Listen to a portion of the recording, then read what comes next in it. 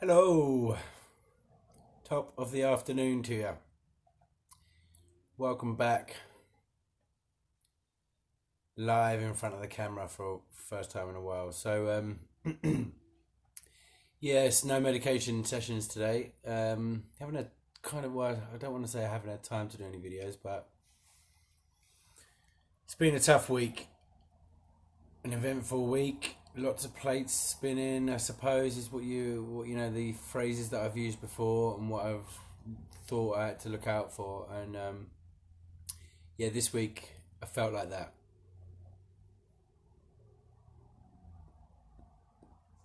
But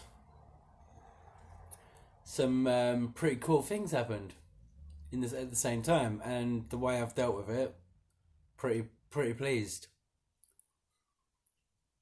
and I'm managing my way through it. Sorry, I've just had some nuts. Bit hungry today. Yeah, so managed to get my way through it, and just and it's like I had a therapy session that was like really interesting. It got me asking a lot of questions, but questions like, in fact, I'm not gonna go there until I I'm not gonna kind of share that until I kind of yeah till later.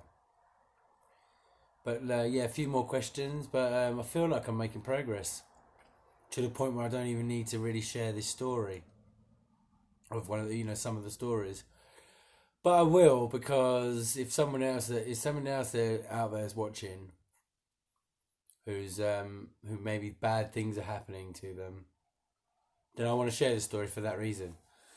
And it happens to me quite often when I'm let's say I use the word performing, probably a bad word, but who cares? When I'm doing good, these kind of things happen. People often call me lucky, and this is why I wanted to talk about it, because I don't believe it is luck.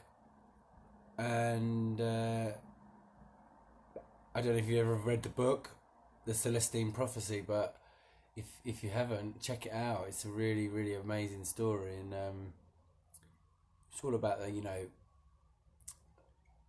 power of attraction, or the law of attraction, or kind of like the secret kind of stuff, but in a story form. And no such thing as coincidences and things like that. Anyway, brilliant book. In fact, at one point in my life, I read it, and I think I bought like 5 copies and just gave them out to people who I resonated with. Don't know if they read them, but yeah, I remember.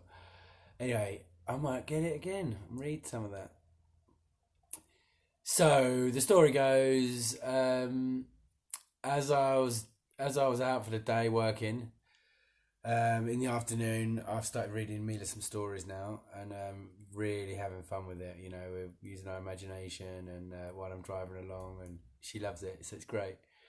And so anyway, I knew I was low on fuel, diesel, in a diesel van. And I drove past the petrol station. I was like, no. Anyway, carried on reading the story. Got to the next one. Pulled in just as I pulled into like the supermarket. It conked out. So I thought, that's all right, man. We got this. We got this. This is no drama. I'll tell you, I've been into some dramas before, and this one's gonna be no drama. So I already had a queue of cars blocking me. So one geezer got out, big burly rugby player, perfect geezer, because I had a load of timber on board. Perfect geezer first. That's the first thing. Actually, I didn't even think about that. Took that for granted. Actually, um, yeah, he's a big old boy.